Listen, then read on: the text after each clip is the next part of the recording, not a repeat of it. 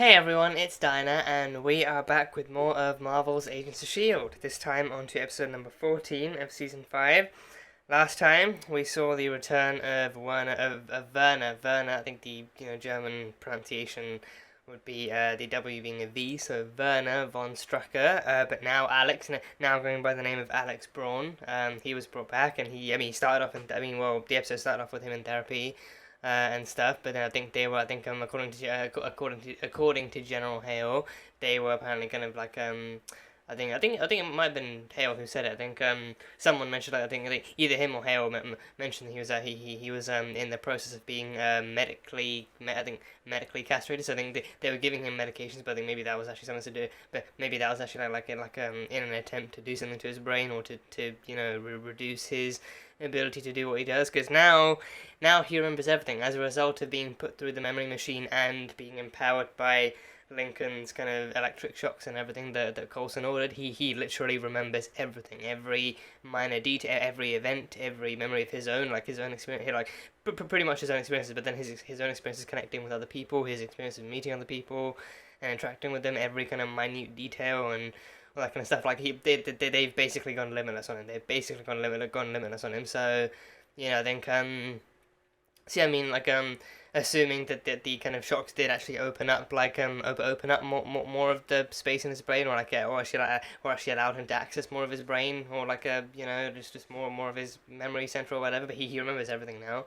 And I think even in that, I think again, even in that movie, I think from what I remember in that movie, I think that movie did kind of start off allowing Bradley Cooper's character to actually remember stuff that he otherwise wouldn't have remembered, like book details and stuff and other kind of things, and so I don't know, maybe it'll start off now this way, and then maybe now down the line he will actually become more kind of intellectual or something. I don't know if that's how this is supposed to work, or if it's exclusively meant to be him memory stuff. But no, I think it might be exclusively memory related, because I think because his father was Baron Strucker and everything, and Hale used to not being the actual kind of she never actually used to be in Hydra, but I think she definitely was kind of in contact with and in kind of in kind of pretty much touch and go kind of communication with Strucker back in the day and everything. So seeing Werner in the state he is now, with more of his memories unlocked and him remembering more of his dad's work within Hydra, I think she essentially sees him as like a memory gold mine. So now she did the kind of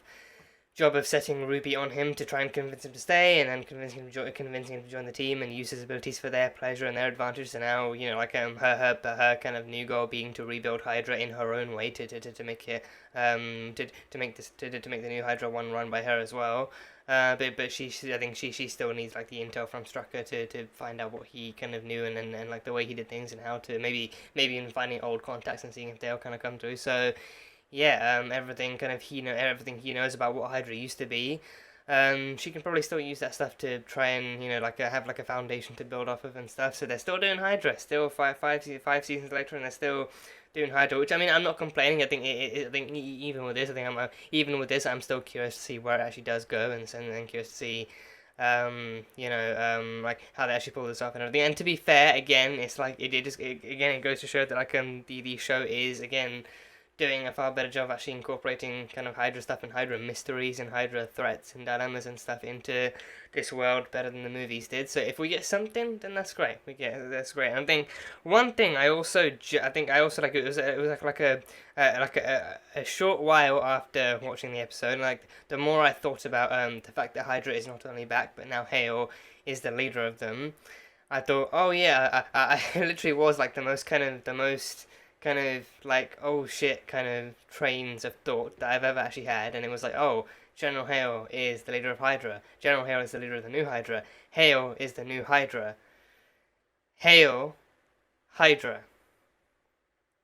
Hale Hydra. Hale is Hydra. So Hale Hydra. Don't know if that was intentional. Don't know if that was intentional on the part of the writers, or anything, like if they actually decided to actually bring Hydra back, but bring it in the kind of bring it back in that way, or if it was maybe just my kind of my brain identifying the pun within that phrase. I think unless you, I think, because yeah, I mean, unless like, because it hasn't been discovered by the team yet that the Hale is actually Hydra. Like they just know the Hale is actually onto them, and she wants them, and she wants to take them in, and stuff like that. But they don't officially know the Hale is actually kind of building up a new Hydra with other enhanced people and all that kind of stuff, or whatever's going on. So they've yet to come to that realization themselves. So if they come to, I actually don't know who actually might make that kind of connection. I don't know who on the team might make that connection. I think my money is either on Fitz or Daisy. I'd say Fitz. I think Fitz sounds like the Fitz seems like the one who'd come to that conclusion in the most kind of exasperated way, like, oh, Hale is Hydra. Hail Hydra! Oh, you gotta be kidding me! And then Daisy might be like, Daisy might actually see the comedic value. Daisy actually might see the comedic value and actually like intentionally make that pun. So yeah, either Fitz or Daisy might be the ones to come to that kind of pun realization. So yeah, either way, I didn't. As soon as I realized it, I was like, oh god, okay. They did it. They actually did it. Either they did it, or I'm just seeing a pun that isn't there until later on. But either way, like once I realized it, I was like, okay, well that's not leaving my mind for a while. So that's fun. So yeah, Hail Hydra, Hail's Hydra, Hail's Hydra, Hail is the new Hydra. So yeah, that's gonna be fun. So. Yeah, but yeah, she now has like a new member of her team. So she has Creel. She has and even Creel used to work for the old Hydra. Even Creel was employed originally under the old Hydra and their mantras and everything. So he's there. Then Ruby, her daughter and everything, and now Alex, who's decided to stick behind and who's gotten in with Ruby's words of encouragement about being the new generation and being like and even like she even told him the truth too. She actually told him the truth about her mother's tactics and all that kind of stuff, and told him to stay, but then convinced him that, oh, we can actually take over and we are the new generation, so we can take over and make this our own thing and do this, that and the other. So yeah, and especially since I think his memories are also I think his most prominent memories are also kind of like so kind of involved and kind of connected to pain too. She even convinced him, like, if you run away now, you'd only be running away with pain and embracing that pain, but now if you join me and stick around here, then we can have some fun and make some good new memories. So who knows what they'll get up to and if they'll be sent on any missions and all that kind of jazz. So yeah, we have that. So we have Werner as Alex, and we have the new Hydra and the new Hale and everything, so that's cool. We also had Cybertech making a comeback too. They because Yo-Yo and they're actually planning on building new arms for Yo-Yo. I think they came to the conclusion of actually kind of contacting old Cybertech people who might still be around and might still be alive. And then that's when Mac's old Shield Academy buddy, Tony Candyman Kane, he came through, and he even introduced us to Mac Hammer as well. So I think if anything, last episode was definitely kind of like a sort of somewhat of like a hotspot for puns and everything. So that was that made for like an enjoyable kind of section of the episode. But yeah, he was cool. He was genuinely cool, like an old Shield buddy, and he was also involved with he mentioned he mentioned Operation Paperclip, but then yeah, I think even looking back through the episode, I think he did mention it in in extension with Shield people too. But then I think he said he also did it for Cybertech as well. So Cybertech when they disbanded, I think he was involved with actually giving them, because I think most of them were still innocent people who were threatened and bribed and stuff into doing work for Garrett and everything. So most of them actually didn't want to do that, and then they were actually good people. So he offered to give them new identities and give them new futures and everything. So that was cool. And then yeah, I think even by the end of the episode, he still promised to actually kind of keep digging and find whatever he could, and still looked at the Cybertech stuff. So he seemed like a genuinely cool guy. So that was fun. But yeah, we do kind of have new parts. I mean, I don't know if they're gonna stick with it, because I think Mac brought the mech arms back from the ship, from the floating ship and everything, from the Principia. But don't know if they're actually gonna stick with that, or if it's more of like a temporary thing. If it definitely kind of feels like somewhat more of like a temporary thing, because then it would essentially just kind of be stealing Hale's tech to kind of be like a kind of like it would almost be like hand me down prosthetics or something. Or I don't know if that's like a good way to describe it, but like I don't know, it definitely feels more temporary than like whatever functional and efficient and kind of better kind of tech that Fitz could come up with, because then that one would be like official kind of shield tech, and it would be similar to Coulson stuff, which we've seen works well for the most part and everything. So yeah, who knows? Who knows what we get? But I mean, to be fair, I think with hers too. I think with Coulson, it was just like a hand and like a bit of the wrist that was missing. But with hers, it's like pretty much like from the bicep down and everything. So we'll see. I think even then, I think it could easily be that he modifies the mech arms to fit her better too. So I think maybe she doesn't get them in that exact kind of form or in that exact condition. So who knows? But yeah, that's the plan to get Yo-Yo new arms. So then that changes the future too. So now if she gets new arms here, then maybe that changes stuff. So maybe like along the way, as we get more events uncovering and more stuff happening from the timeline, then they can actually kind of mold them and change them and see how much of the future they can actually divert and everything. So should be fun there. So we had that, and then of course Daisy and May actually kind of working together even behind Coulson's back to find a way to save him using cybertech too. Because then Garrett had his injuries and stuff kind of changed, and even his actual kind of human biology enhanced by the cybertech stuff and the centipede serum and all that kind of stuff. So then they figured that if they actually kind of do get any more info from Tony on the cybertech kind of tech and the scientists and whatever they're doing, then maybe they can actually find a way to save Coulson too. But then Coulson is adamant that no one save him, that he doesn't want to have to get some other kind of sci-fi style life extension, and again, like he just wants to now die in peace, and he just wants to kind of like be at peace with the fact that he's lived a life of adventure and all that kind of stuff. So he is adamant that they let him die, but then Daisy and May not so much. So I guess in time we'll see how that kind of family drama progresses and what kind of conclusion they come to. So that should be fun. And yeah, we also had Deke stuff going on too. Deke discovering that Fitzsimmons are his grandparents. That realization on his end finally happened. So he hasn't told. I think it ended pretty quickly after the realization alone was actually pretty close to the episode's ending. So I think in this episode, hopefully, we'll actually see something coming up and everything. But yeah, he had like a nightmare vision about his mother, and she actually reminded him of one of her quotes of wisdom, which is, "The steps you take don't need to be big. They just need to take you in the right direction," and everything. And then it was something that she always said to him when he was a child, and then revealed to be something that her mother said to her before, and then she died in the vision and everything, so that happened. But then he actually walked in on Jim Simmons giving Yo-Yo her kind of very kind of minimal kind of physiotherapy and everything. Well, but I don't know if you can even call that physiotherapy. It was literally her helping her kind of walk around and stuff. But then she said the exact same quote word for word to Yo-Yo, and then Deke heard it, and then he was like, "Holy shit, that's Grandmama Simmons, that's Nana Simmons, that's Nana Fitzsimmons." So he finally realized, and then he realized that Fitz was actually his grandfather as well. So they think that they had like a less than ideal kind of bonding time in the episode, with Fitz just getting constantly aggravated with Deke and wanting him to leave him alone and everything, but then Simmons was actually kind of understanding and stuff. So yeah, it'll be cool to see how their dynamic actually progresses as the season continues, and as they all come to realize eventually that, yeah, Deke is the future of S.H.I.E.L.D. Deke is the future generation. So yeah, that's going to be fun to see. So yeah, that was cool. But yeah, that is pretty much all I have from the last episode, minus maybe some other tidbits here and there. But for the most part, yeah, that's it. So now on to episode number 14 of Agents of S.H.I.E.L.D. Season 5. So yeah, let's go. Whoa. What's this? A sword? That's an astronaut. That's an astronaut with a sword. Why has an astronaut got a sword? Or is that something from Marveth? Hobnobs. I can search the stock for biscuits. Hobnobs are pretty great, yeah. No. Can't go wrong proper with British junk food. Jammy Dodgers or custard creams. Go for you can never go wrong with custard creams. An extra day between Saturday and Sunday. Oh yes, yes please. Speak any language.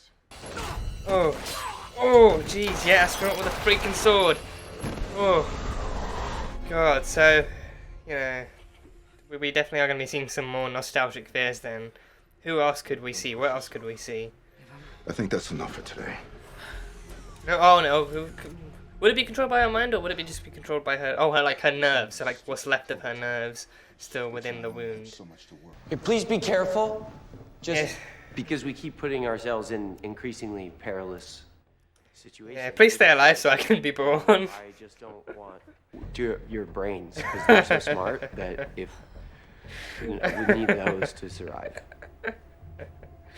Oh jeez. Thanks, Deke. Fitz is just like, we don't have time for nonsense. We've got to save the world. Right.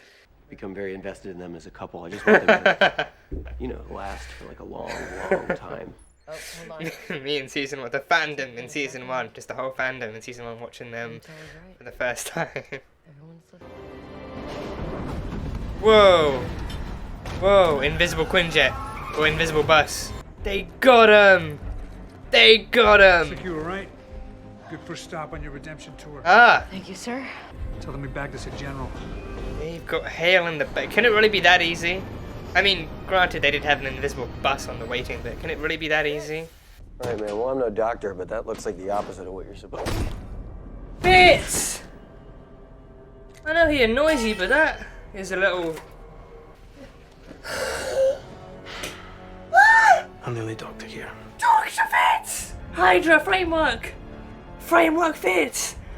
This fucker's back. Framework freaking Fitz. Oh, the doctor! The doctor is here. Definitely not the fucking one I was expecting. Because can you take him? How easily can you take out Dr. Fitz as an anomaly? Like, how much tougher of a villain would he be to fight? How much smarter would he be? Because he is essentially Fitz, but you know, you recognize him with the hair and the suit and everything. You recognize it. Okay. Come on, Fitz. Think. You're on the right track. You're not quite there yet. Oh no. What are you doing here? What you are unwilling to do. Wait, what's going on? More anomalies have begun occurring. Until we get a better handle on the situation. I don't like this. I don't like this. I'm not brain dead. I can speak for myself. We think you'll be safer on another floor. Stop treating me like a child, man. I'm an agent, same as both of you. If things are getting crazy, I'm really fucking nervous right now. I'm so fucking nervous. I didn't start anything. That was all you. Not me. That's not me. Fitz. That's what they call you here, isn't it? Hands off! No. Hands off! No, no, whatever it is that you're planning, I'll stop you. Oh gosh, Fitz. You couldn't stop me if you wanted to. You can't escape me, Fitz. Oh no! No, no, no! No! Not finished yet. Piss off! Back into the fear dimension. And you can stay there. It's usually my line. Do you really think that hacking my phone was some sort of stealthy exploit I was unaware of? She wanted this to happen. You underestimate me. Get out of the car, Mr. Creel. Oh, it's Creel. It's a real person. It's Creel. That makes sense. The Android, unless you're, well, Android can't like make themselves heavier randomly. Oh, and she just knew only one person could actively make himself into that kind of a massful material. She can be persuasive. Hmm. Hmm. That won't kill him though. He just has to turn. He just has to turn back in time. So he's just a walking, battering ram and bomb at the same time. Don't beat A yourself battering bomb. The superior Ivanov? Agent No Coulson. way. No. So good to see you. LMD. Is he a surviving LMD? Maybe. Could he be a surviving LMD? Because there were a bunch of them. We didn't know how many there were. The doctor from the framework. Leopold. He's here. So much for the superior humanity shtick. I have simply redefined what that means.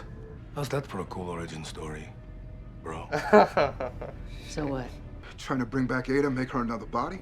After Ghost Rider, I don't think there's any coming back from that. That wasn't his only operation in the Wiping framework. out He was also in Inhumans? charge of inhuman experimentation. Yeah, controlling inhuman powers. That's why he sent that Terminator after Yo-Yo. Collecting inhuman And that powers. means he's also after... Daisy!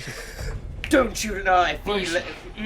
There was She a can't. surveillance outage on one of the other levels. She can't use her powers either. The fucking inhibitor still in her neck. Close the doctor in. Nah, feeling's a finger on Daisy belt.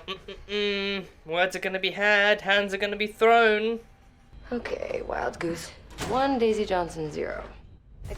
Oh no. Oh, mech. Oh, mech. Oh. He's an android programmed by Leopold Fitz. You want proof?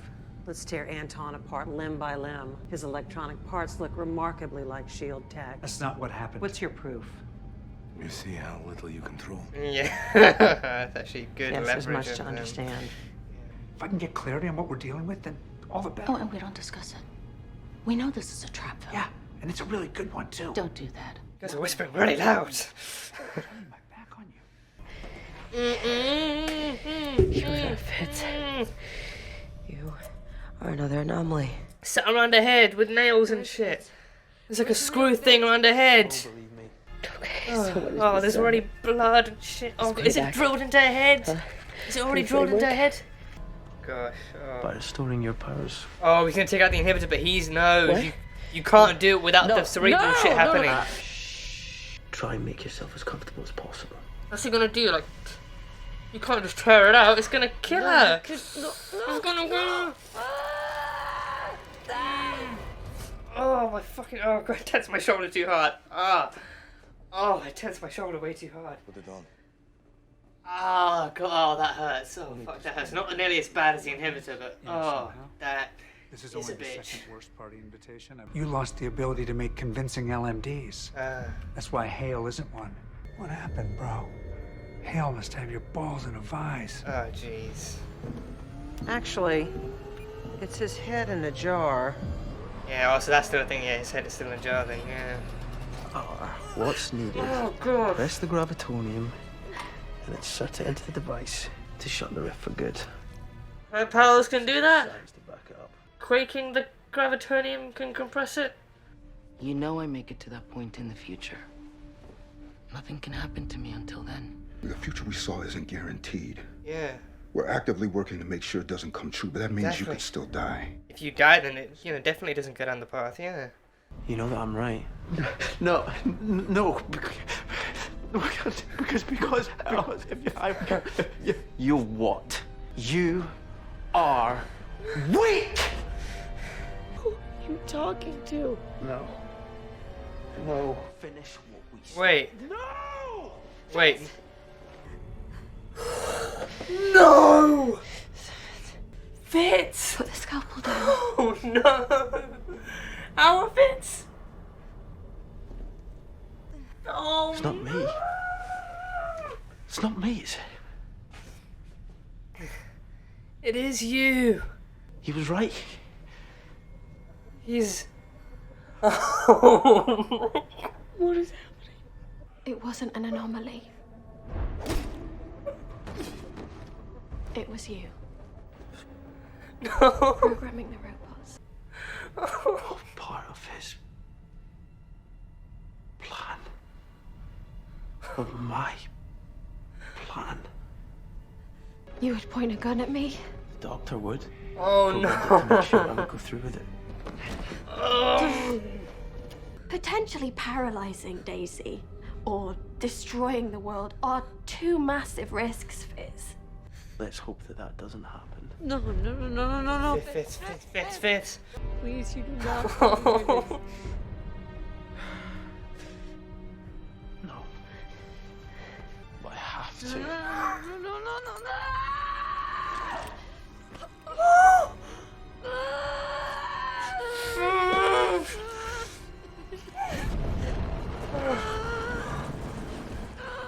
Oh.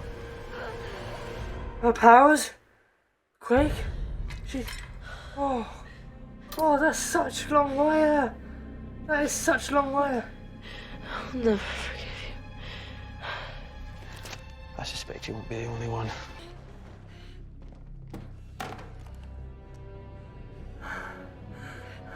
Then carefully guide it over and insert it into the sphere.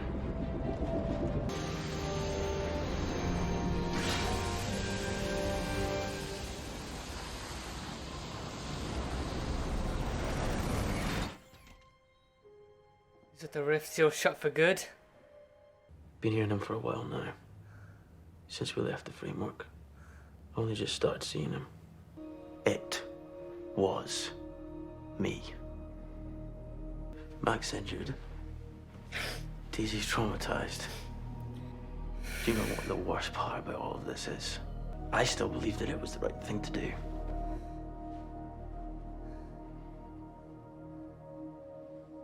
It's such a confusing grey area, but if we are going to change the timeline, we have to do things differently, make harder choices.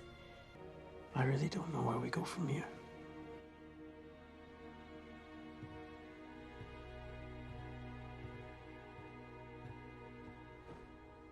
This is not how Deke wanted to meet his grandparents. Not in the slightest. You know him better than he even knows himself. And he's always got the weight of the world on his shoulders. That's why he needs you there to help lighten the load. Prosciutto and mozzarella sandwiches. How can Deke know that? How can Deke know that? Deke is starting to let on too much. Because my mom used to tell me about her parents all the time. She always spoke about her dad with so much love and admiration on her face. Said that he was the best man she ever knew. Piece it together. So I know that you can help Fitz. That you two are gonna be okay. The steps you take don't need to be big. They just need to take you in the right direction.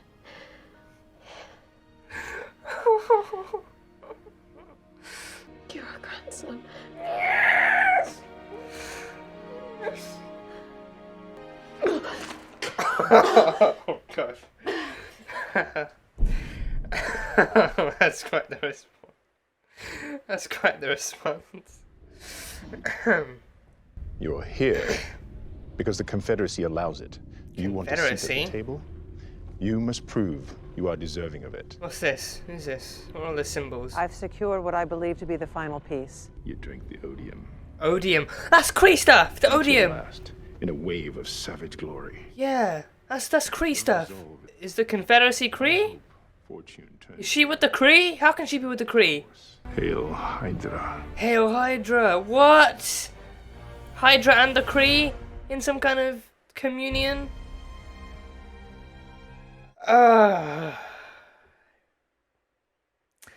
Eat me with a side of potatoes, why don't you?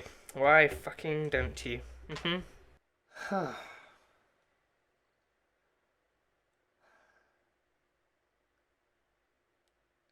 there was an episode of Agents of S.H.I.E.L.D. that was ever just the synopsis was just pain in block capitals with a period right at the end of it. This one right here. This one right fucking here. Oh boy, this took turns and went to depths that I didn't think it would turn to or take to or anything. This was just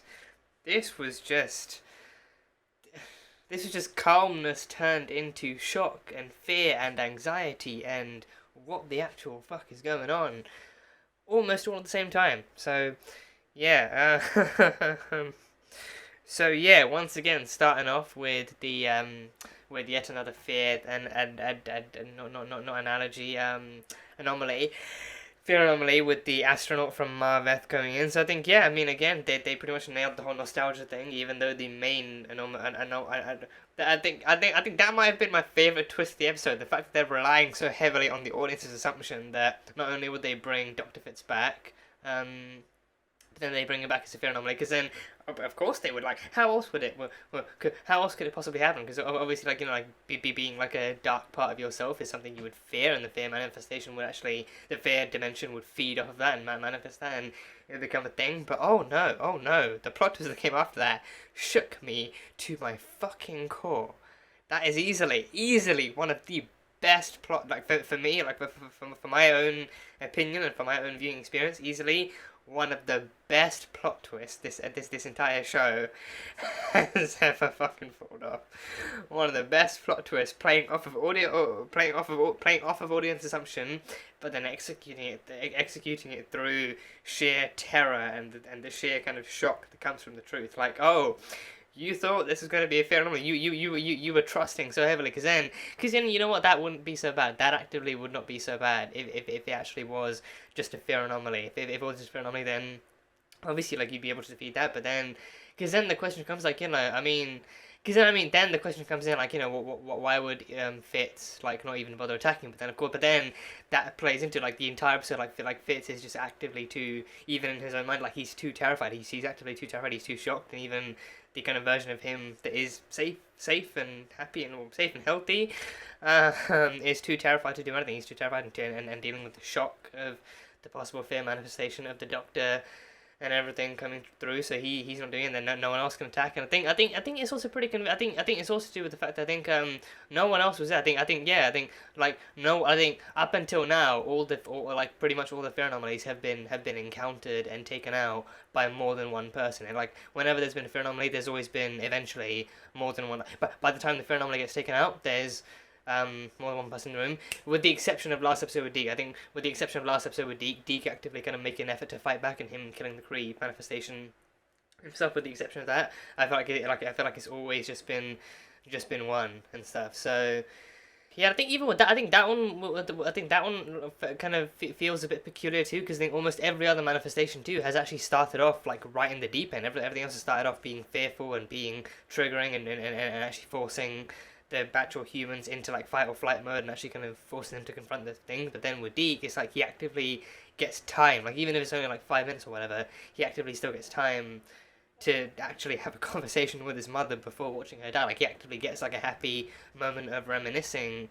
before the actual trauma comes back of watching his mother get killed and then having to face the fear of killing the Queen and everything. So I think that one is a little bit more peculiar too. But yeah, other than that, for the most part, it's always been like kind of, you know, like someone else in the room too. But then with Fitz and the Doctor, no one else in the room. No, not a single other person in the room. And God, I can't. I just even thinking about that plot twist, it legitimately caught me out of nowhere. Because again, it's like, you know, even the way you see it too, it's like it's so easy to actually see the other cat, like especially with Daisy too. It's so easy to actually see her calling him Fitz because she wants to get through. She like actually well, I mean, it kind of is. I mean, I guess it kind of is. Then you'd kind of wonder like I mean, like being in that position as well. I mean, I'm gonna get to that in a minute, but like to the actual wider discussion in a minute. But you know, being in her position as a whole, like you do kind of wonder, like, will she bother getting through to him? Because then, even if it is a fear anomaly, that Doctor is pure Dr. Fitz. There's no chance of reaching into him. There's no inner Fitz or inner mind to reach into. That is 100% Dr. Fitz. Even if it was an actual if it was a fear anomaly, that would be 100% pure Dr. Fitz, and then there'd be no point reaching out saying Fitz and all that kind of stuff. Then, because then he only answers to Leopold or Doctor or anything like that. So yeah, I think then the fact that she actually still calls him Fitz too. But then again, you don't know if she fully registers that. You don't know like exactly all the thoughts besides from trauma and pain are going through her mind and everything. So you don't know if she actually do like go so far as to actually recognize that. But then yeah, but it's, I don't know, it's just, oh god, it's just like that honestly, that plot twist just kind of shook me. And then by the time realization set in, I was just like, fuck me and everything. Just wow, they played into that so well. They played into that like a fiddle. They played us like fiddles, and they played into that plot twist like a fiddle. Just I swear, I never want to see anyone dissing Marvel TV. I never want to see anyone dissing Marvel TV, but I especially never want to see anyone dissing Agents of S.H.I.E.L.D. I never want to see that happening. I know after this, I never want to fucking see that happening. Just, good gosh, this is just this, yeah. But I mean, I feel like we must,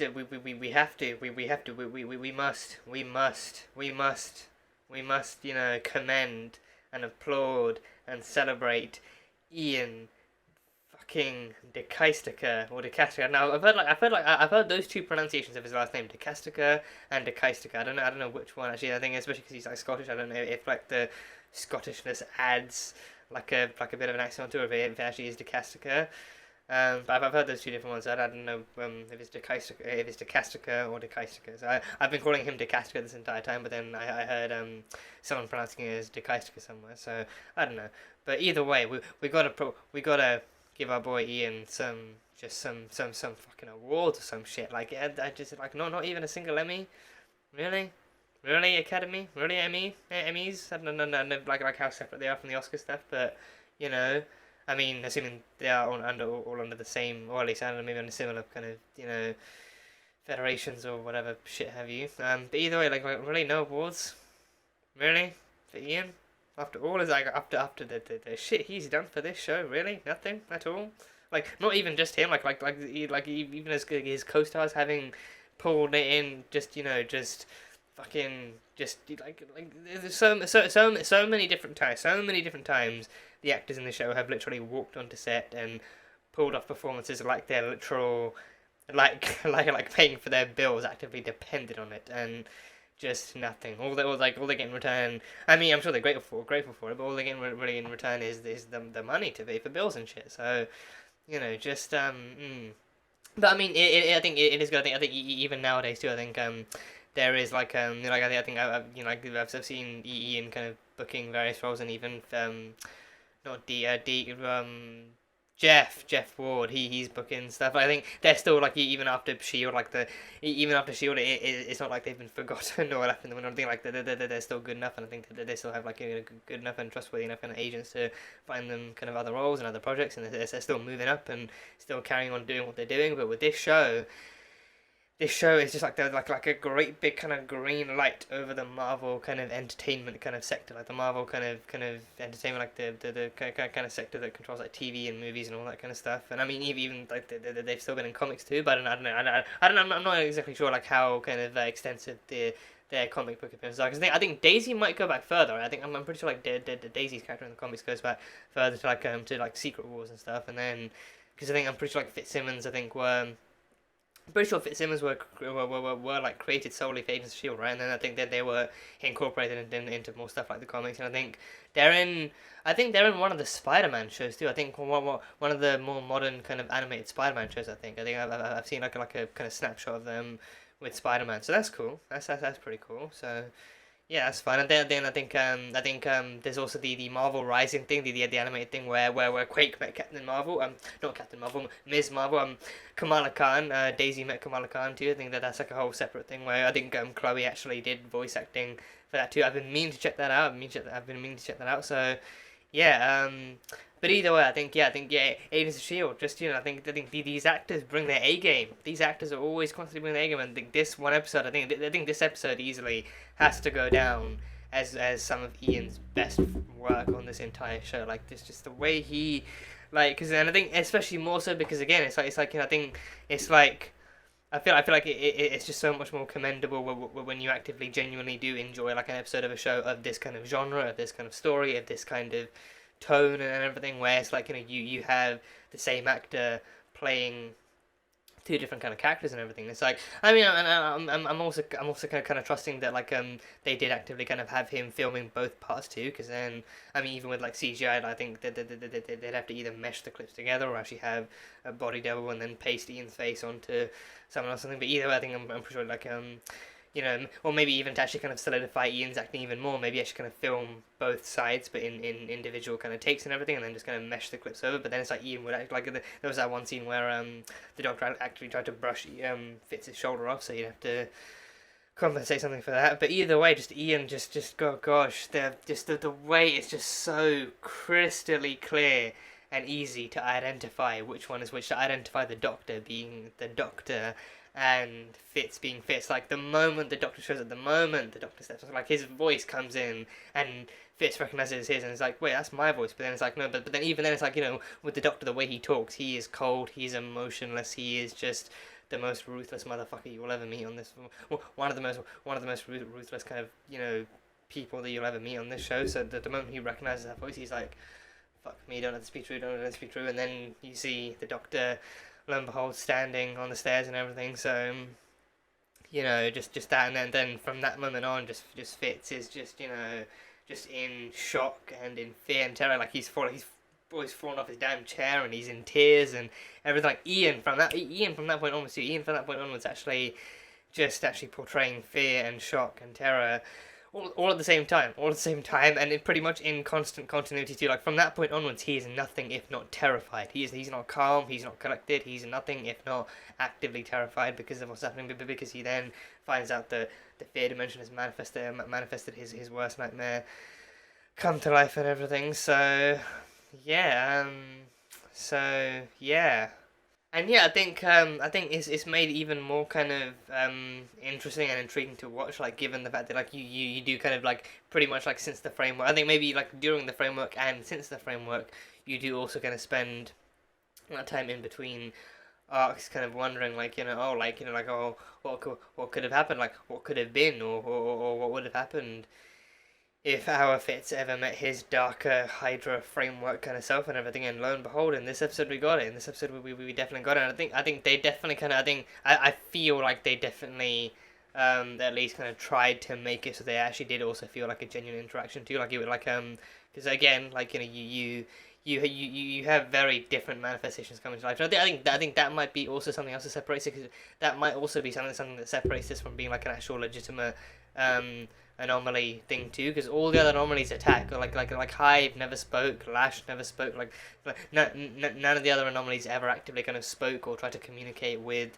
the real people actually experiencing those fear anomalies or anything like that. They because like they were driven, so they were driven and powered solely by fear, and then the biggest fear that the people had was actually dying to their anomalies and everything. So the fact that like Deke getting some one-on-one time with his mother before watching her die and everything. I mean, that could also be powered by his kind of like again. I mean, I think that one could also be powered by him maybe kind of being hit by the shock of it all too. Like, because again, he actively it's not like his mother died when he was born. Like, he still got to spend years with his mother. He actively got to spend years with his mother, and and then later on the shock came watching her die, and then just like in the anomaly too, like the blade came out of nowhere and pierced her, and all that stuff happened. So I think that was an exception. But with this one too, it's like again, like the Fitz, and like the Doctor never attacks Fitz. The Doctor never once even strikes Fitz. Like the closest he comes is actually brushing his shoulder, and then that's it. So yeah, he never wants to strike Fitz. Like he just kind of verbally taunts him and berates him and antagonizes him and everything, but he never once attacks Fitz. He never once attacks Fitz. Like so many. I think if you thinking about it, I mean, definitely gonna have to watch the episode back again. But I think even thinking about it now, like while it's still actively kind of fresh, while certain scenes are actively fresh in my mind, it's like it's that one thing. It's that the fact that the Doctor never actively tries to kill or attack Fitz. He just kind of taunts him and berates him and everything. And then Fitz never tries to take him down either. But like Fitz never tries to, but then he's also like he's pretty much mentally kind of rendered unable to, because he's so terrified and he's so frightened of what this version of him is and how he's come to be in this world and everything. But yeah, I think all the little sprinkles in classic Agents of S.H.I.E.L.D. style lead to the ultimate plot twist of the freaking century.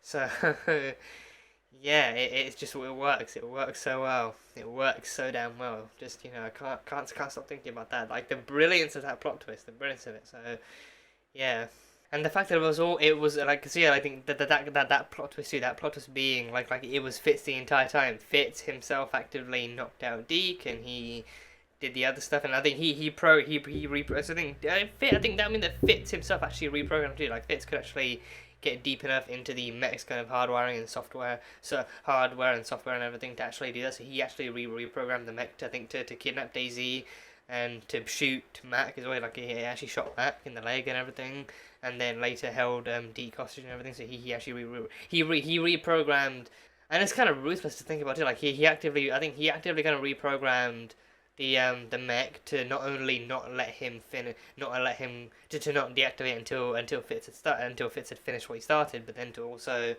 to actually take out anyone else who actually might get in his way. So then taking out Deke, who might be the only one with a chance of actually knocking him out cold too, and then Mac of course being the brick house that he is and everything. And then I think Simmons likely Simmons would never, because I think Simmons didn't see him in Doctor mode until after, like at the very end on the operating table. So I think even then I think she might she wouldn't have because then I think the mech came in, so then she would have been at gunpoint of the mech, and then the mech would have easily shot her and everything. And even her asking would you hold me at gunpoint really, and then him being like, well, the Doctor would, so and that's a part of who I am now. So there's all that stuff. So I think this episode seemed to be. I think this episode seemed to be at its core Fitz kind of embracing the Doctor. Like it seemed to be a mixture of two different things. It seemed to me to be a mixture of different things. Like on the one hand, it would be Fitz finally embracing the I don't know if finally might be the word to use, but Fitz embracing that the Doctor is a part of who he is, and then also the Doctor being the part of Fitz that's like that pushes rationality and morals and everything out of the way to do what needs to be done, and everything. So it's a combination of different kind of character pieces and set pieces that come into play to achieve the final goal and everything, but just in the most horrifying way, in the absolute most horrifying way. So thinking about that too, the fact that I think, and it's also like or like part of Dr. Fitz's kind of beration, if that's the word, like his berating, like his beration and his kind of chastisement of Fitz in the story too, is like him calling him weak and being like, you know, like I'm gonna like him being like I'm gonna finish what, like him essentially, like I think, because then he never explicitly talked about collecting powers or doing what. He was he was kind of somewhat vague. He was vague enough about his plans to make them think that what he did in the framework was what he was going to do. But then he was also like vague enough to actually imply that, you know, like he would use his older methods to do something new and to do something else. So then I think that was pretty much all spawned from, is that the combination of like Fitz kind of deep down. I think maybe Fitz knowing. I think Fitz maybe coming to the realization that Daisy's powers are what's needed to actually, you know, to actually kind of to seal off the rift forever. Like Daisy's powers are what needed, but then him remembering, no, she has the inhibitor, her powers don't work, we can't take it out without paralyzing her forever and potentially killing her and everything. But then the Doctor in him being like, well, we need to do what needs to be done. You know, it needs to be done. The world needs to be saved, and you know, Daisy's powers are the key to that. So, you know, desperate times call for desperate measures, all that kind of stuff. So it's like, you know, like, it's like the Doctor, even the Doctor side of him being like, you know, well, we're not going to try and kill her, but then if that's what happens, then the Doctor would be like, well, if that's what happens, then it is what it is, isn't it? But then the Doctor side of him is willing to go that far and is willing to go that extent. And that's kind of what specific there is. It's not entirely the kind of same old kind of formula of actually collecting powers and in humans and doing all that kind of stuff. It's actually kind of being willing to do the darkest things for arguably the right kind of reasons, like for the right reasons and everything. But it's just him actually being willing to go that far, and like only the Doctor side of him that he's experienced fresh in the framework, and those scars still being with him too, those scars being reopened, the demon pouring out that wound and everything, coming back and actually making it all a reality at the risk of alienating him from the rest of the team and all that kind of stuff. So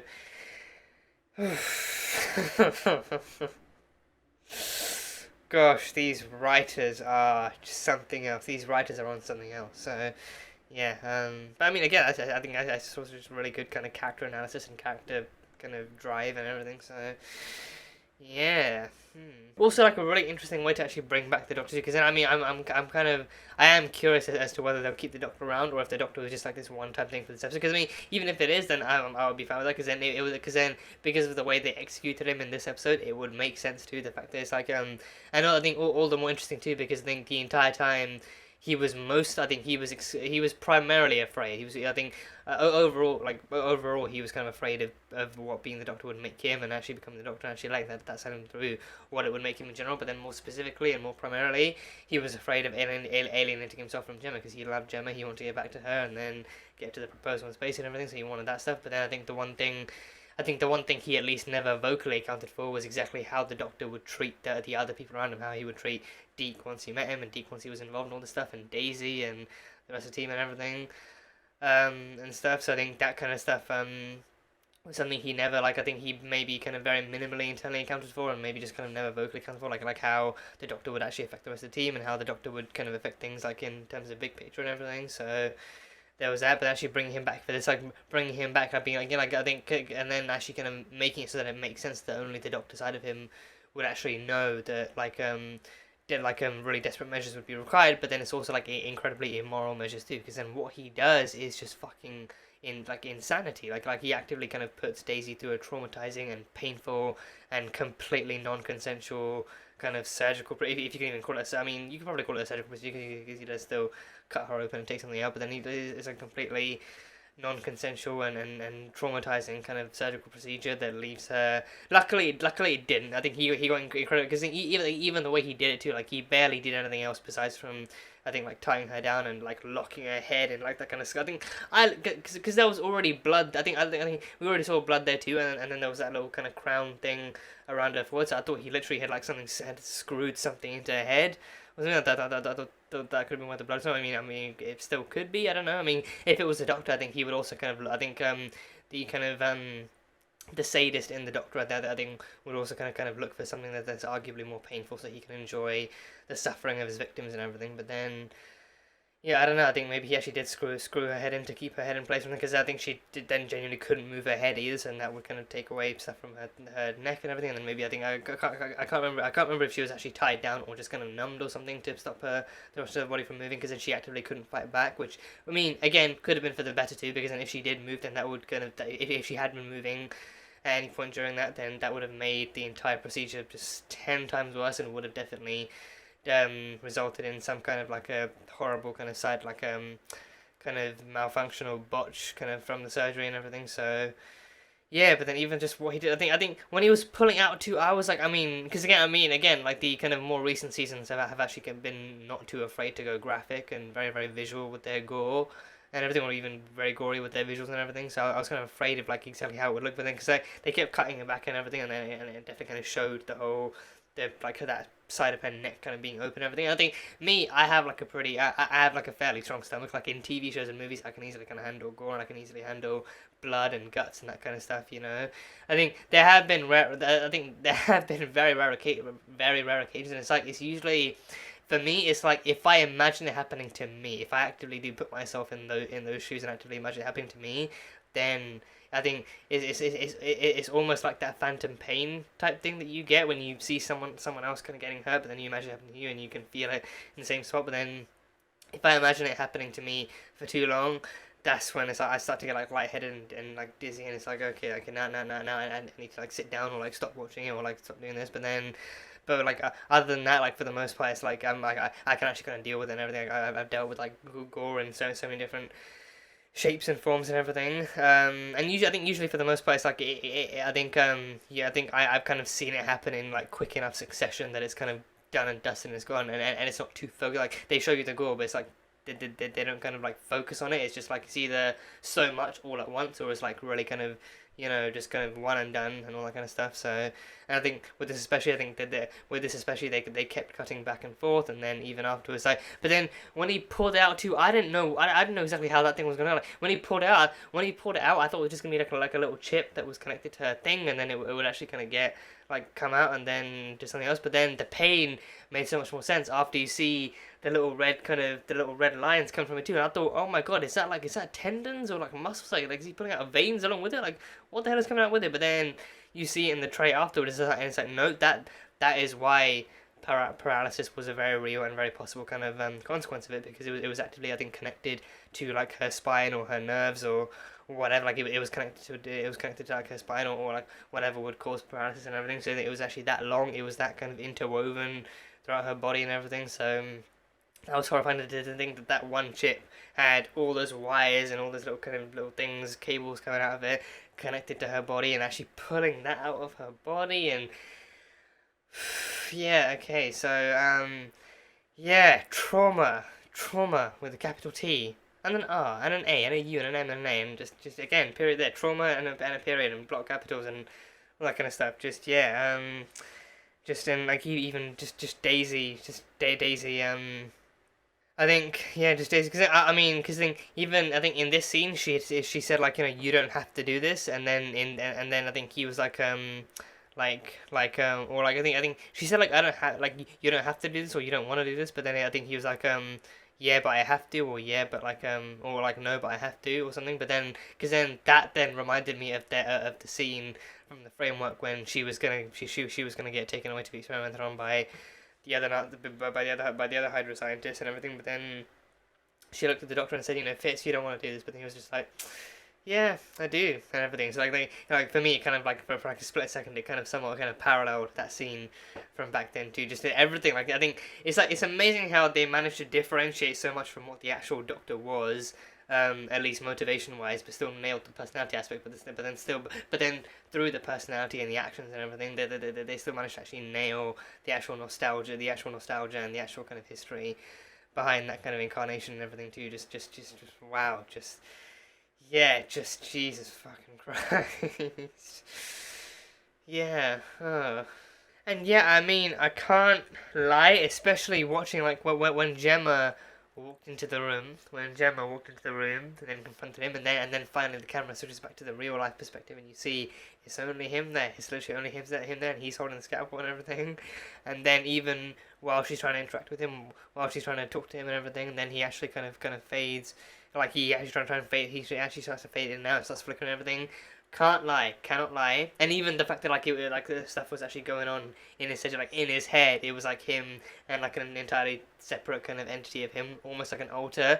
Can't lie, that kind of whole aspect of it did remind me of like the DID stuff with Mark and Steven, and even like a tiny bit of Jake there being ever so kind of sprinkled in and vague throughout the season 2 from Moon Knight and everything. Like it actually reminded me so much of that too. So yeah. So I mean, again, I think with this, this one, I think that there's not really kind of telling exactly how long this might go on for. Because again, I think Fitz did kind of mention like he's been hearing his voice, he's been hearing the Doctor ever since the framework. But then this is the first time he's actively actually seen him. This is the first time he's actually ever seen him in his head and everything. So I do kind of wonder if this is going to be, not that they haven't really kind of done it before, but I do wonder if this is going to be like yet another kind of interpretation of like their kind of way of like actually covering kind of mental health on the show, like mental kind of like a mental kind of illness or like a condition on the show too. Like I don't know if it's gonna be like I really don't know if it's gonna be like their take on DID or like their version of it, because then I think it's probably not explicitly gonna be that, but I mean I think it probably wouldn't be like typical DID, because then the DID is typically kind of like manifested and like as a result of childhood trauma. I mean, well, kind of maybe, because I mean Fitz's abuse under his dad, the abuse that Fitz faced under his dad definitely did happen during his childhood, and then the framework is like a reverse. The framework is an extension of that, because then in the framework he was taken in by his father and away from his mother, so he grew up under his father and became what he did. So I think it could work. It could definitely work. It would just be like the most kind of looped around kind of version of the trauma that leads to DID. So yeah, so it's missing like a different kind of more prolonged kind of version of himself that suffered with abuse in the framework, and being that version too for that time.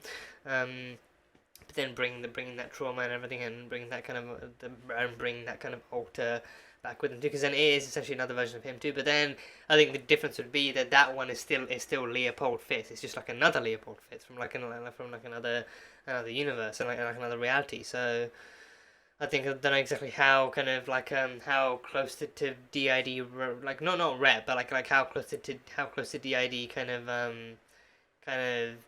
like a display, or like how close to DID representation it could be. Because I think maybe it could be reminiscent of it. Maybe it could like it doesn't remind me exactly of DID, but it reminds me of what they did in Moon Knight with Moon Knight. Like with Moon Knight, that was an active, and as far as I know, it was like a kind of like a fairly accurate kind of representation of what DID is and how it affects a person and how it can work like in among other ways and everything. So but with this one looks more like it will be reminiscent of DID, but maybe not like as close to it as the Moon Knight one was, and especially because of the fact that this with Moon Knight is a character inherent with like kind of DID and everything, but with this one this just fits kind of having, because again I think the fact that like this is also like a mental thing. It's all happening in his head. It's not like a fear dimension kind of thing like you'd expect. I think I think that plot was being despite it being a plot twist, I think it also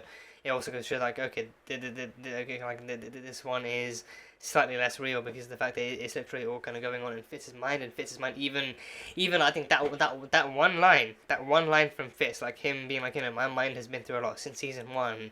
His mind has been through a lot, and it's like the stuff he's seen, the stuff that's been done to him, the stuff he's gone through, the stuff that he's seen done to others too. Like he's seen and suffered so much, and as a result of that, I think it is definitely kind of easy to think like his mind has taken a toll, and especially having been forced to kind of control and harbour an entire other lifetime as well, like a lifetime of memories and like a new prolonged kind of life in the framework too. It's kind of definitely I think it's definitely, because I think even he said, because even in season 4, I think when they discussed when Fitzsimmons were actually kind of discussing the kind of prolonged after effects on May, like, because back when May was trapped in the framework and they discovered the other May was an LMD and she was in the framework and everything, I think even then Fitz actually did kind of contemplate the effects of prolonged exposure to the framework and what it could do to the mind and everything. I think, not sure if he actually kind of covered trauma or like any kind of like because I think he mentioned stuff like memories being displaced or memories being broken or like other kind of brain functionality being broken. But I think in terms of memories and perception and stuff, I'm not sure if he actually mentioned anything, but I think this would be like a great way to kind of link back into that too, like, because then they were all like all of them kind of including eventually like all of them who went in there without any control over what they remember, definitely did have prolonged, they had prolonged kind of exposure to that to their framework lives, but then also like in kind of different ways and everything, but then I think Fitz is the only one who seems to have walked away with that kind of trauma kind of having latched onto his head and actually having kind of having come out with him and everything. I think that trauma is the fear stuff actually manifesting in his own mind, his own fears sending him paranoid, and his own fears kind of pushing him to do different things and everything. And then like the especially with the Doctor already kind of being already having started off as like a voice in his head, now becoming fully kind of fleshed, like to be like an actual person that he can visualize and see out of his own control in his head, kind of pushing him to do things and everything. So yeah, but the way they put off like even like it being in real life, like Fitz having to like Fitz then kind of being forced to actually to like, you know, like switch between himself and Leopold and being that as well, like actually kind of like his body staying the same and him kind of still doing stuff and even holding the scalpel, and him coming to that realization too, like it's all been him, like he has been like he's had the Doctor in his mind and stuff telling him what to do and making him do stuff and pushing him to these lengths, but then in real life he was the one holding the scalpel the entire time. He's the one who knocked out Deke and reprogrammed the mech and trapped Daisy and put her on the operating table and everything. It was all fit. So yeah, but I think that kind of aspect of the episode kind of that whole kind of scene kind of stuck out to me too, and like actually kind of visualizing it as that kind of thing too, like actually Fitz having two different kind of identities within his head that kind of come from like a similar come from similar enough kind of places and everything, but still kind of that resulting in that and that kind of being shown to be him actually kind of struggling to move between identities and actually kind of having those two different kind of things in his head too. So I'm kind of curious.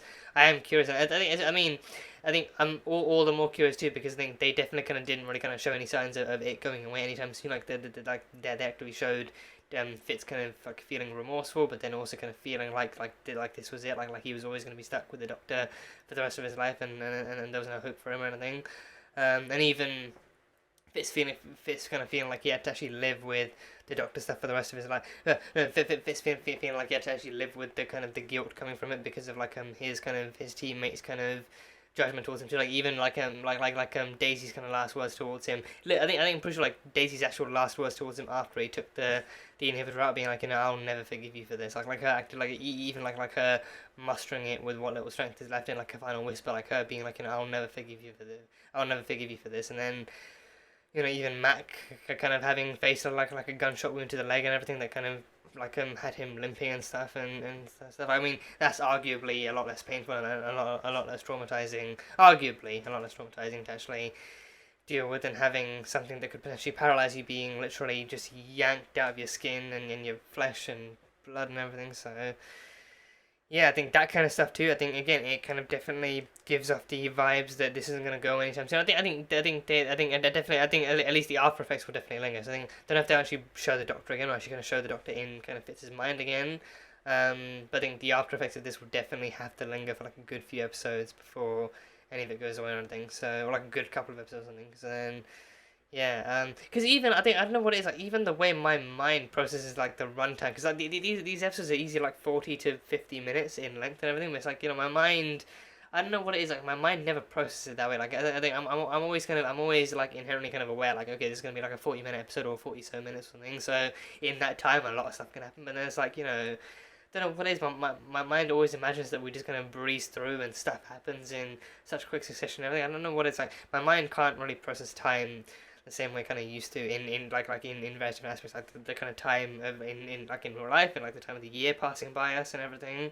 But also I think also like for some reason. I think movies I can definitely kind of like I can definitely process like them being like an hour and a half or like in like 2 hours or something like that. But then TV shows is like, I don't know why. I think TV shows too. I think maybe like I think a movie will always like at least be 1 hour and 15 or 1 hour and 30 minutes. I think that much you can expect. But then a TV show is like you can get some really short TV shows where it's like, you know, like 20-30 minutes a piece, and then other TV shows where it's like runs like the standard of like 40 to 50 minutes, and then other stuff is like, you know, an hour and a half, like the new Stranger Things is like an hour and a half kind of a piece and everything. So TV shows can just kind of like can fluctuate so fucking much, and it's just like it actually makes me wonder, like, you know, did the thing actually just really pass me by really quickly, and did the season pass me by quickly as a result, or was it actually like an adequate amount of time to explore everything and give us some tidbits and everything? So I don't know, but either way, yeah, they did pack it all into this episode. They really did pack it all into this episode, and actually did it in like really kind of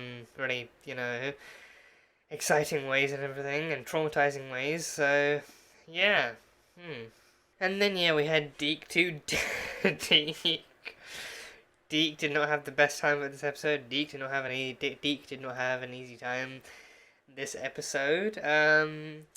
You know, I think it's like his time in this episode started off being kind of funnier and lighter and a bit more kind of cheery, and then afterwards it descended into fucking chaos as he watched his granddad turn into like a murderous Hydra sociopath and everything. So yeah, fair to say he didn't have the most kind of familiar. I mean, he didn't like. I mean, in terms of family drama, I'm pretty sure in this case, like the Fitzsimmons family and the Fitzsimmons kind of line would take the cat out of that bag and yeet it into the sun. But yeah, no, he didn't have the easy time. I think he started off being kind of like a lot of fun, like him genuinely kind of being like unable to kind of actually comprehend the fact that his grandparents in their kind of youth and in their prime were actually standing right in front of him and talking about this stuff, and, you know, like actually needing his help too, like actually like Fitz actually being like, you know, oh, Deke is I was hoping Deke could offer some insight into all the stuff here. So Deke, we could really use your help, because Deke, we need your help now, you're useful now, so we need you and everything. So but Deke was just like, you know, listening the entire time, like, oh my god, you're my granddad,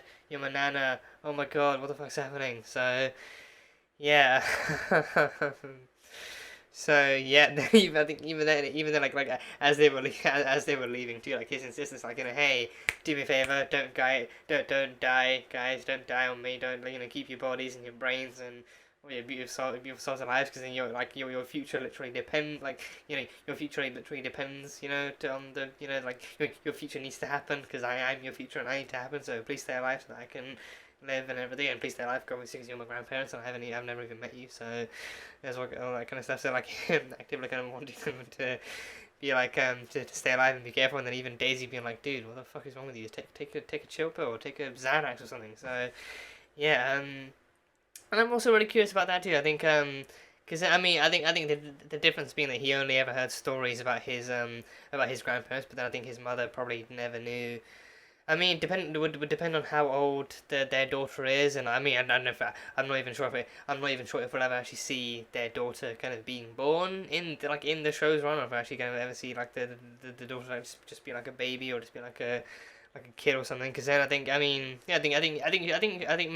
maybe that could be like the finale. Maybe that could be like the actual series like finale or something. For the fact that they like announce like a child to the team or something, and then that's when we know, like, and then maybe even if Deke's still around, so like if Deke's still kind of around then and everything, and then maybe then. You know, I think it would be fun. It would be so much funny if they actually announced a child, and then everyone just sounds like a Deke being like, "You're on the way," or I don't know, that can be kind of creepy, but. If they're as a child, and then it's like, and then they all just kind of turn around to Deke, and it's like, well, it's not me, it's my mom. But no, I think it's going to be interesting, especially given the ending to this episode too. I think it's going to be interesting to see like exactly how far the family dynamic stretches and how much of it they can create, and or how much of it they can create too. Because then obviously.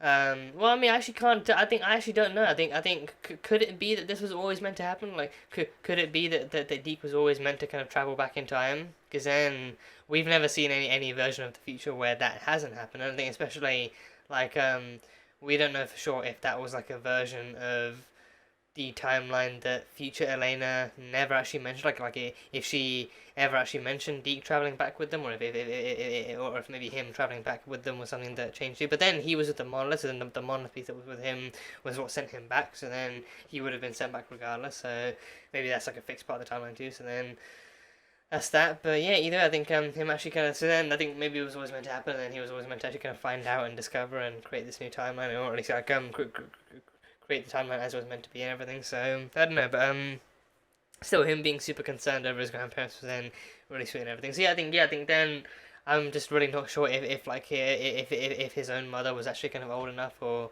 anything to actually retain memories of her parents' friends and her parents' family and everything, like the actual Shield family, and then if she ever would have told stories about them to him. But then, because then, logically speaking, then if they actually managed to establish like an actual family dynamic within their own thing, because then wouldn't Daisy be like Aunt Daisy or something, or maybe she'd be like the godmother, maybe be like either Aunt Daisy or the godmother, But then it's like even the actual manifestation of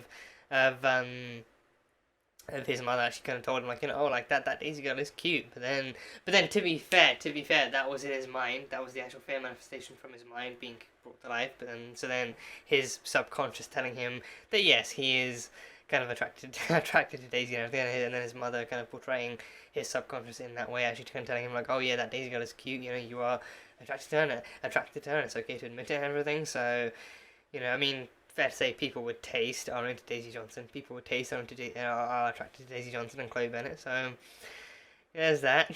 but yeah, no. So I don't know, but I think I'm just all the more curious to actually know maybe later down the line to see if like once the rest of the team find out, if they actually then do question Deke on his memories of them or any stories of them, then see if those are there. But then if not, then he has the perfect chance to actually create some memories with his extended family, his extended Shield family here and now. So yeah, that would be fun. But yeah, no, then he just gets knocked out by the kind of the pretty much like the Nazi kind of Hydra kind of scientist possessing his grandfather's mind, and then he gets knocked out, and then he gets knocked down, and then gets back up again, and everything, and then he gets taken hostage, and then I think we literally don't see him until the very end when he gets taken hostage by the mech, and then he's forced with Simmons to watch as Hydra Fitz takes out, actually ruthlessly pulls out the chip thing from Daisy. Like he's watching Fitz do that, and then he's listening to Daisy screaming and stuff, and then like the entire scene is just him watching in shock and horror as he watches. Like, you know, like this is very clearly not the man that his mother describes. It's not the version of him that his mother described, and then this whole situation is just so beyond messed up and twisted and everything. Like he's used to seeing the Kree being the way they are, and the Kree being twisted and sadistic and dictatorial and everything, but then seeing his own father being possessed by another mind and actually you know, going this far and doing all these things is actually horrifying and just like just something he's gonna have trouble processing too. But then yeah, no, it really pushes him. So poor Deke as well. Poor Deke. So yeah. But yeah, no, the final scene with Deke and Simmons was definitely the kind of emotional uplift we needed from the pain that was this episode. And yeah, that was the scene. That was the scene where he kind of like, he not so subtly reveals, and he, you know, talks, he reminisces about memories, and then she comes to the realization that he is in fact their grandson. I think that scene that it was written and it flowed. The writing itself actually flowed so perfectly for that too, like him talking about like the stories that his mother would tell him about his grandfather and everything, but then also like the stories about like his grandmother too, like being like, you know, you're his rock, you're his anchor, you keep him grounded, and you know, you take care of him when he's sick, and he's really stubborn, and this, that, and the other. But then the icing on the cake, the cherry on the cake, the icing on the cake, the cherry on the cake, the frosting, the aroma of the cake and everything, just everything on the cake. The sandwich, like the prosciutto and mozzarella sandwich that he always, I'm pretty sure it's mozzarella, I think it is mozzarella, thingy cake, the sandwich that he always had, the one sandwich that he always loves and has no matter what, and the one that Simmons explicitly makes for him because she does it so well and he loves her for it. The one detail that, you know, even we as an audience know that Deke could not possibly know, because that is such an intimate and intricate detail of the Fitzsimmons love story that no one outside of that kind of connection could possibly, like, even her being like, okay, like everything else was kind of really sweet and endearing, if a bit questionable, but then how the fuck do you know about Fitz's special sandwich that I make for him with love and endurance, and all the care in my heart and everything. So that was one. That was the cherry on top and everything. And then I think it was either before or after that.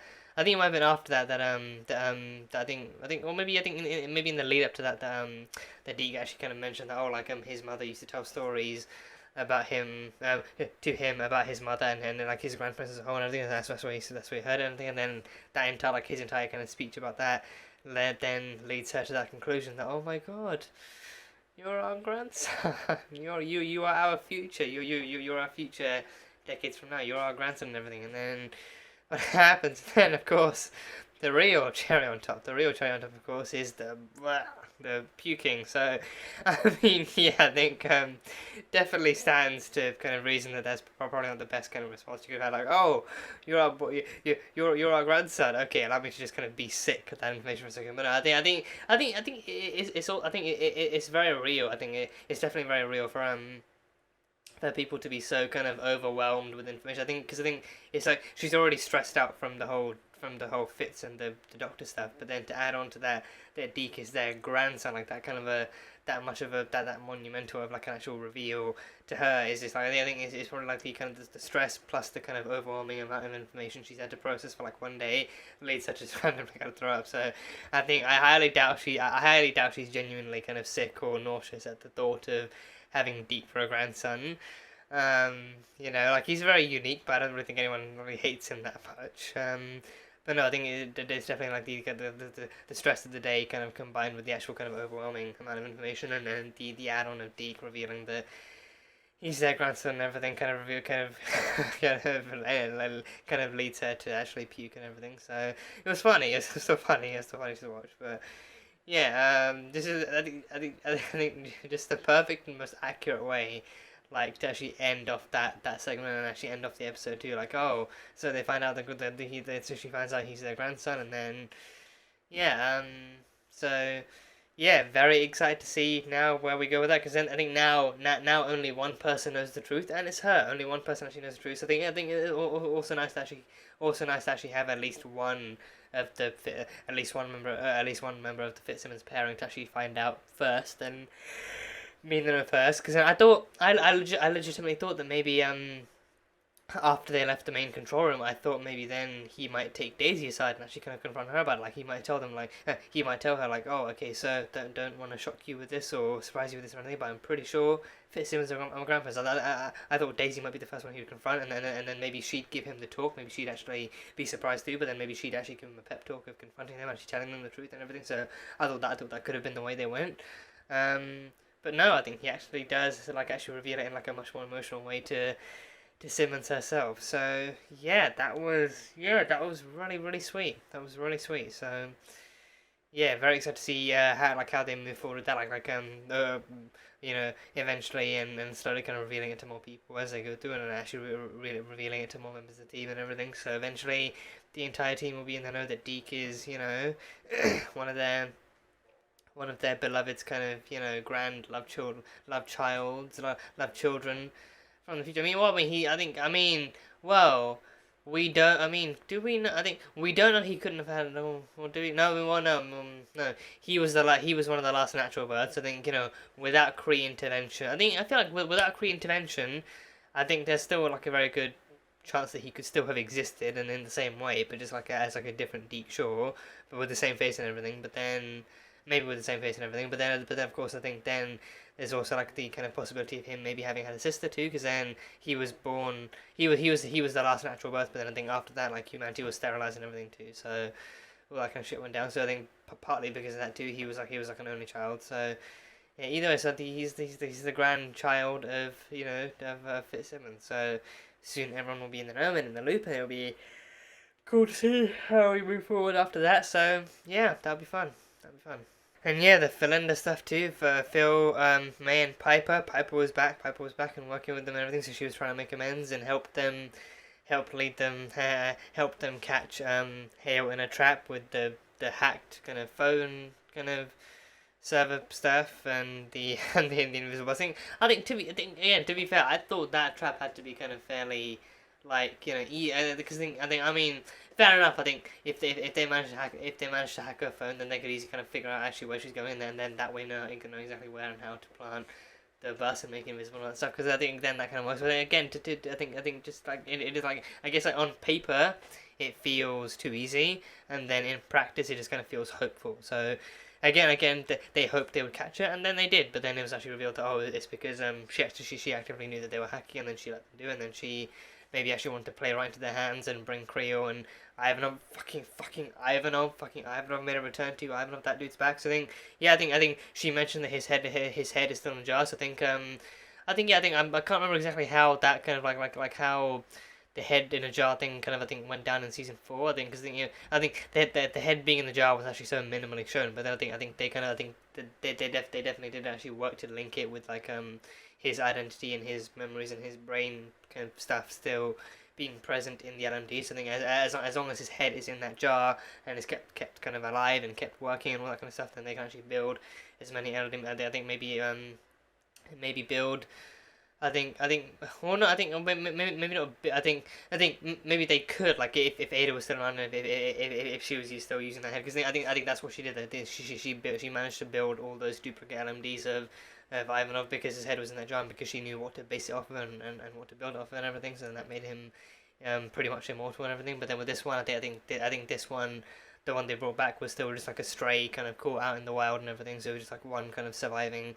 I mean, don't even know if it's the last one out there, based depending on how many Ada managed to build and scatter before she died and everything. But yeah, no, I think this was just one of the wild ones that Hale managed to capture and kind of recruit over to her side and everything. So yeah, there's that. And then of course Creel being like a walking kind of battering bomb too, and everything, or at least like being like a battering bomb to me, because then I think I thought she wouldn't really want to break her way into S.H.I.E.L.D., so maybe less of like a battering ram and just like a walking bomb. So like him, but then like him having his ability to, I think the fact that he turned to metal, like he turned like to metal that much, and then he actively, because then I always wondered like does he actively turn his like even the inside of his body to the same thing, or was it just the outside? Because if it's the outside, I think that might make it easier to maintain inner kind of body biology, but then his biology is so much of what it is that I thought maybe like, either he turns just his skin into that thing, because then the skin, like the outside is what we see kind of turning and everything, but then I don't know. But then I think now, based on the fact that like his mass in the car increased as he turned to metal so much that he actually grounded in, and then he literally couldn't be moved or anything, then I figure he might be able to actually turn his entire body to the other materials and everything without actively kind of. But then his power is also literally on his side too. Like his power actively works for him, so then he would do it without damaging or malfunctioning the organs or anything. So it works. It definitely works.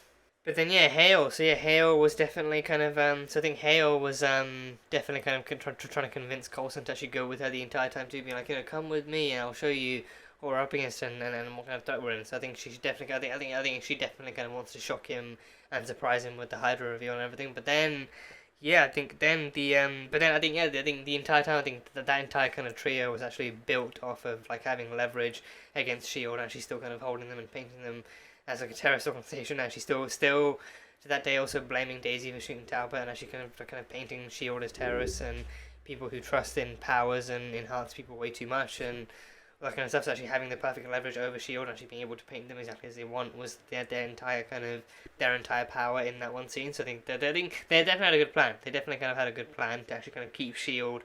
kind of under their kind of chains and actually keep S.H.I.E.L.D. in line and everything to stop them from coming after them too hard or retaliating or anything, so that was smart. But yeah, no, definitely a good enough kind of first intro and meet kind of between Coulson and Hale. So yeah, I think just like the kind of like the kind of years long kind of leader of, like, even if he's not the director, like this is still like the kind of years long kind of leader of the S.H.I.E.L.D. team and everything, finally meeting the newest head of Hydra and everything. So Phil Coulson has like since the fall of S.H.I.E.L.D. has always been its kind of secretive kind of leader and everything, but then Hydra has had like a number of Hydra's had a number of leaders since its time, and it's like I think it's interesting and funny to look at it in different ways too. It's like, like on the one hand it's like, oh, they really do match up to the whole kind of mantra of, like, you know, cut off one head, 2 more takes place, even though it's like, I think, you know, like, visually speaking, it's like you you cut down one leader, and then another one kind of takes out that power vacuum and tries to rebuild it. I think that's exactly pretty much kind of what's been happening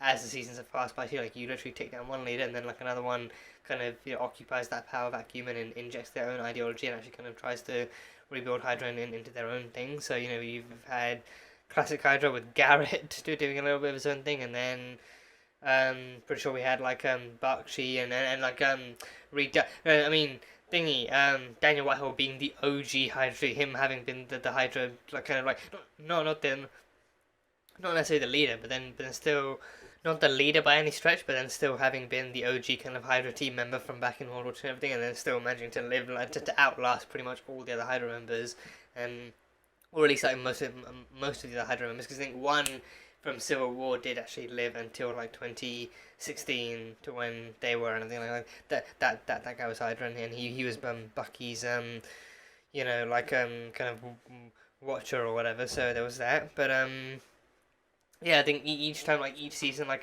they just had like a new kind of person kind of taking out the power vacuum and occupying it and making it their own and everything. So yeah, on the one hand, the mantra is true, and, you know, you cut off one head and like a new person, like a new head will take its place and everything. But then on the other hand, it's like, you know, wow, like Hydra leadership is just that bad that they just keep getting Hydra as in itself is just such like an unstable organization that their leadership keeps getting eliminated only for someone new to take its place. And then, you know, over time it's like, you know, even I think over time you start to wonder, like, even like if like the people inside still keep wondering, like, you know, is there any point in joining this team? Because then, you know, a few weeks time they're probably going to get mowed down by S.H.I.E.L.D. and then we're going to have to either scatter or actually find someone new to lead us and then be reconvinced and everything. So God knows exactly what the actual kind of what the actual mindset of the actual kind of, you know, the actual like employees under Hydra is kind of control and everything. So I don't know, but yeah, but still only ever been one Phil Coulson, like secretively leading S.H.I.E.L.D. and leading the team into battle and into darkness and light and all that kind of stuff. So yeah, but now I think it's going to be interesting to see when the kind of Hydra reveal happens and what their reaction to that is. So yeah, it should be fun. But then, yeah, the final kind of post-credit scene did show the Confederate, they mentioned the Confederacy, and it showed Hale in like some kind of dark room with all those symbols on the back too.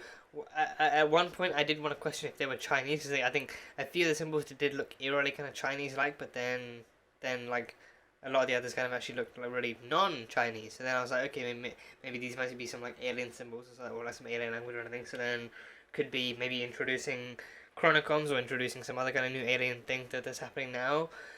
But then I think that guy came out of the shadows, started talking to her, and even said, like, you know, if you want a seat at the Confederacy, then you have to start like actually making some big moves or making some really successful moves. But then he mentioned, like, you know, if I don't have to remind you, like, you know, if you you know, don't succeed in this, then the threat of failure is actually taking this odium and consuming it and actually kind of facing one last wave of kind of violence and everything before succumbing to death or whatever else takes you.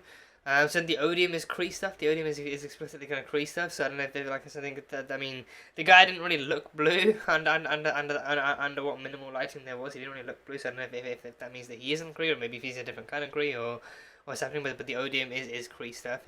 We've seen Cassius and then the other Krees actually can introduce it. And I think so then if she fails in whatever mission that the Confederacy has set out for her, I think she said she did bring forth a key player to the mission and then to the Confederacy and everything. So I think that key player kind of has to be Coulson, being the leader of S.H.I.E.L.D. and being the leader of the agency and the side of humanity that's so dedicated to actually kind of stopping people like them and threats like them and everything. So yeah, but then if she fails, she has to take the odium and actually do like a fight to the death and everything. So yeah, that would be interesting to watch. But yeah, she wants a seat at the Confederacy. First she wanted a seat at Hydra, and now she wants a seat at the Confederacy. So she's just kind of like, I think maybe Hydra might be her key to getting into the Confederacy. Maybe I kind of like see it like showing them that she can lead a terrorist agency might be the key to getting her into something that's even higher up, potentially even intergalactic or something. So who knows what it could be? We'll find out in good enough time.